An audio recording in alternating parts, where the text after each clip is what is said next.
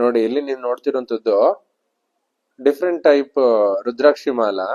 ಇದರಲ್ಲಿ 1008 ರುದ್ರಾಕ್ಷಿಗಳಿರುತ್ತೆ. ಇದರಲ್ಲಿ ಬೆಳ್ಳಿ ಕ್ಯಾಪಿಂಗ್ ಆಗಿರುತ್ತೆ, ಒಳಗಡೆ ಬೆಳ್ಳಿ ತಂತಿ ಬಳಸಲಾಗಿರ್ತದೆ.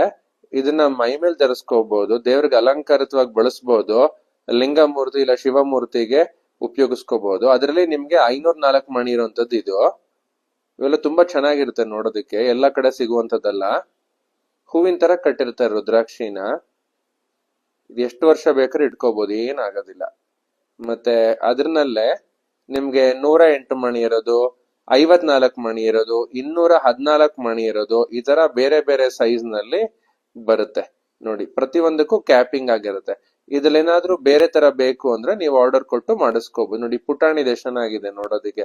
ಇದನ್ನ ಲಿಂಗದ ಮೇಲೆ ಇಟ್ಕೋಬಹುದು ಅಲಂಕಾರಕ್ಕೆ, ತುಂಬಾ ಚೆನ್ನಾಗಿರುತ್ತೆ. ಅಥವಾ ಶಿವನ ಮೂರ್ತಿ ಇದ್ರೆ ಅದ್ರ ಮೇಲ್ ಕೂಡ ಕತ್ತಿಗೆ ಸರ ತರ ಬಳಸ್ಬೋದು. ಕ್ಯಾಪಿಂಗ್ ಇರುತ್ತೆ ಅಥವಾ ರಿಂಗ್ ಇರುತ್ತೆ, ರಿಂಗ್ ಓಪನ್ ಮಾಡ್ಕೊಂಡು ಹಿಂದೆ ದಾರ ಕಟ್ಕೊಂಡು ದೇವ್ರ ವಿಗ್ರಹಕ್ಕೆ ಕತ್ತಿಗೆ ಹಾಕೋಬಹುದು, ಚೆನ್ನಾಗಿರುತ್ತೆ. ಇಲ್ಲಿ ನೋಡಿ ಒಂದೊಂದೇ ಸೈಜ್ ಗಳು ತೋರಿಸ್ತಾ ಇದೀನಿ. ಓಪನ್ ಮಾಡಿದ್ರೆ ಯಾವ ತರ ಕಾಣುತ್ತೆ ಏನು ಅಂತೆಲ್ಲ, ಸೊ ನಿಮ್ಗೆ ಐಡಿಯಾ ಬರುತ್ತೆ. ನರಸಿಂಹ ದೇವ್ರಿಗೂ ಕೂಡ ನೀವು ರುದ್ರಾಕ್ಷಿನ ಬಳಸ್ಕೋಬಹುದು. ನೋಡಿ ಇದ್ರಲ್ಲಿ ಇನ್ನೊಂದ್ ಮಾದರಿಯ ಡಿಸೈನ್ ತೋರಿಸ್ತಾ ಇದ್ದೀನಿ, ಇವಾಗ ನಿಮ್ಗೆ ಚೆನ್ನಾಗಿ ಕಾಣುತ್ತೆ ಯಾವ ತರ ಇದೆ ಇದು ಅಂತ. ಸೊ ಇವೆಲ್ಲ ರುದ್ರಾಕ್ಷಿ ಮಾಲೆಗಳು ಹೂವಿನ ತರ ಪೋಣಿಸಿರುವಂತದ್ದು.